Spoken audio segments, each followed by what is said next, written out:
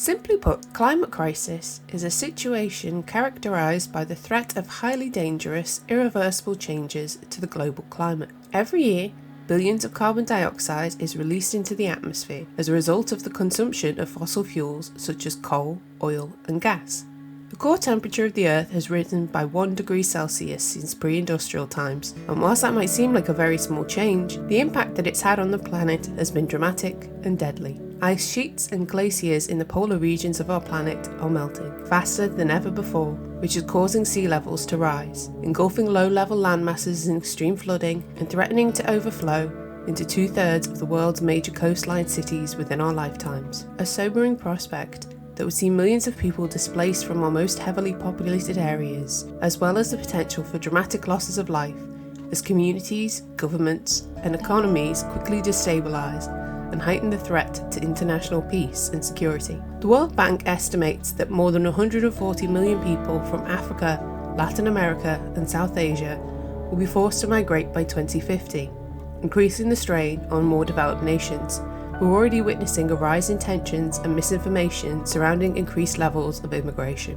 Climate change is also a leading cause of soil erosion and degradation, resulting in a 30% loss in food production, which is having a direct impact on the food and water security of not only poorer countries, but the developed world. It still heavily relies upon sustainable agriculture as the gap between the rich and the poor grows greater. Natural disasters and extreme weather conditions have become ever more frequent and intense, which has been seen across the globe, from vast flooding in the Philippines, extreme heat waves leading to persistent and deadly droughts, to ferocious ice storms that have brought major cities to a grinding halt, costing the global economy an unprecedented $520 billion every year to combat the fallout. The United Nations Emissions Gap Report of 2019 states that we're on track to maintain business as normal with the reduction of greenhouse gas emissions responsible for global warming, and that if the progress is not slowed, then the temperature could rise as high as 3 degrees above the current level, which would be catastrophic. In September of the same year, however, the Secretary General of the United Nations, Antonio Guterres, spoke at the Climate Action Summit in New York, championing an approach of hope and positivity in the face of a challenge that might feel dire. The climate emergency is a race we are losing, but it is a race we can win.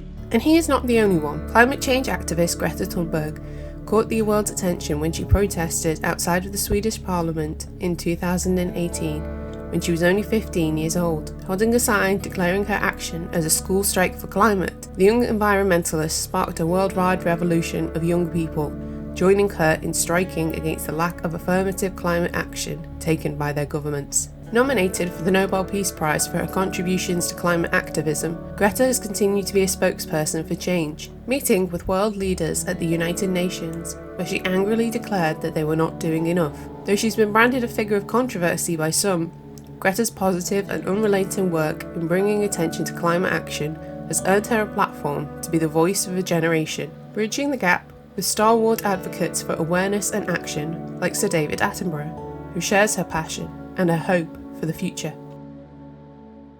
The facts about the climate crisis might seem terrifying to be faced with, but across every section of our society, there are people who are taking affirmative action to combat climate change before it's too late.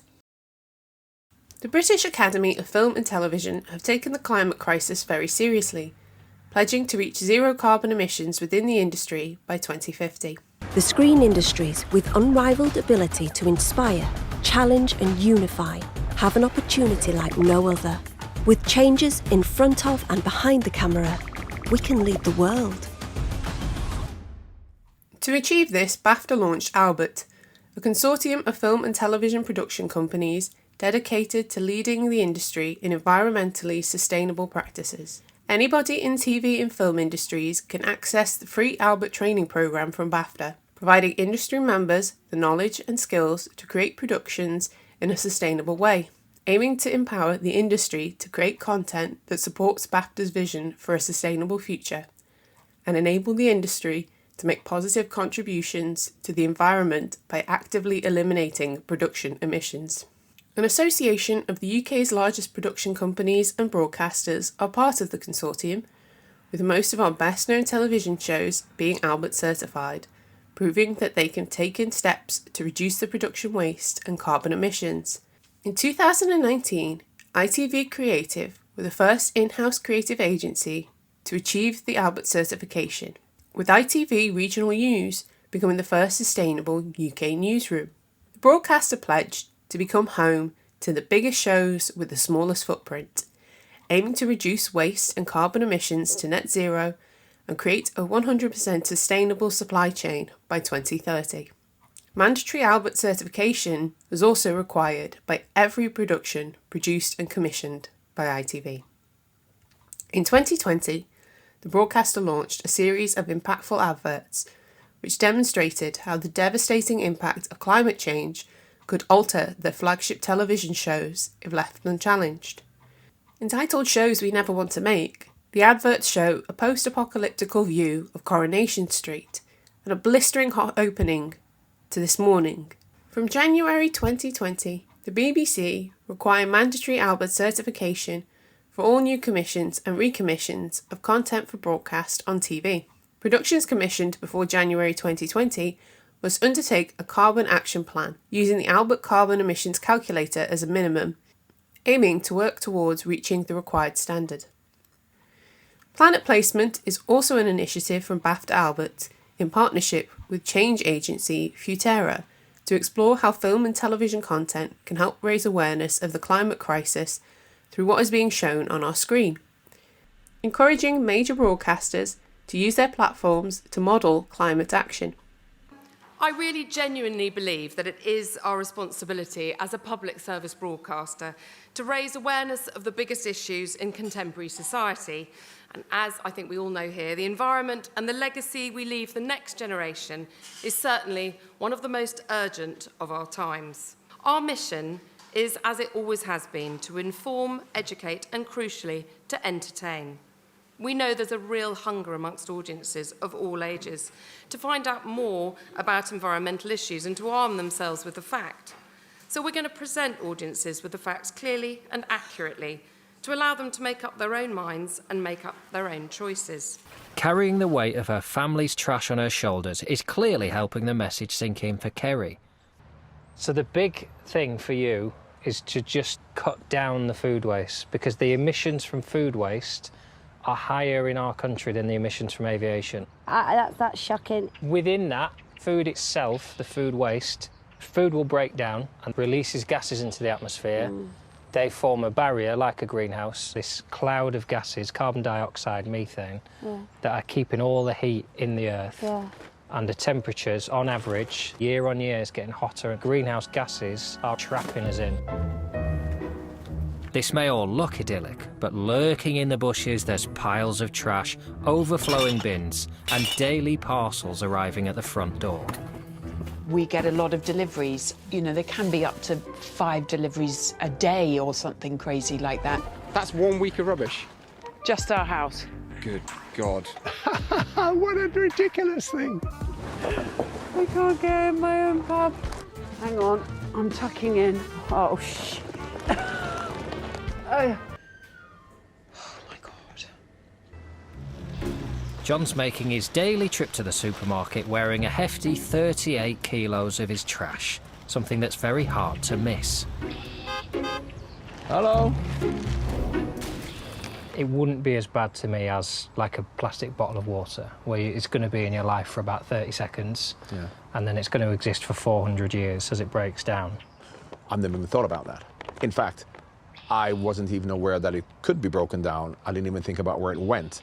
But you know, this is a relatively new thing, because in the old days, everything was in glass. You're exactly right. And we've made more plastic in the last 10 years than in the 100 years before that. And most of that is ending up in oceans. The carbon footprint of the production of the plastic, then the refining and shaping of the plastic, then it coming to you and it breaking down, at every point, greenhouse gases are coming out.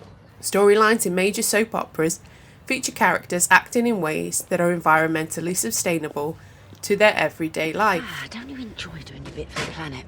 I mean, take Ian. He's been ignoring me all morning just so we can mess about with that thing. What is it? This? Oh, this is our new smart meter. Gonna need a carrier bag, please. Oh, sorry. Like I just said to Kerry, I've stopped doing them. Terrible for the environment. I've changed all your light bulbs. You're energy efficient now. Several of the UK's major soap operas stage a crossover event with sustainability and climate change in mind. Characters from one soap engaged in scenes talking about things such as pollution and locally sourced food, fast fashion, and standing up for sustainable practices, to impact the actions of characters in another soap, on screen, for viewers to see. Changing the way an entire industry functions is not something that is done overnight. The media industry could have refused to change how they approach the impact of producing films and television programmes on the world. It could continue to operate business as usual, placing profit, productivity and power above the pollution of our planet.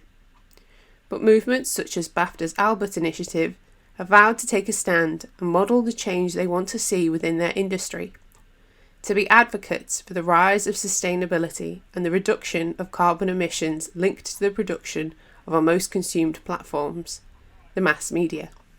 They are striving hard to become role models for how the individual consumes their content, to be positive and to promote change through their own actions. A greener screen, modelling a greener world, for us all to be inspired by. You want me to tell you that Earth's gonna be okay? 'Cause I can't. In your time, humanity's busy arguing over the washing up while the house burns down. Unless people face facts and change, catastrophe is coming. But it's not decided. You know that.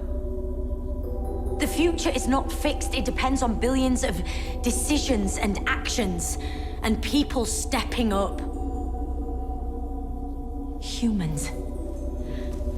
I think you forget how powerful you are. Lives change worlds. People can save planets or wreck them. That's the choice. Be the best of humanity. Or...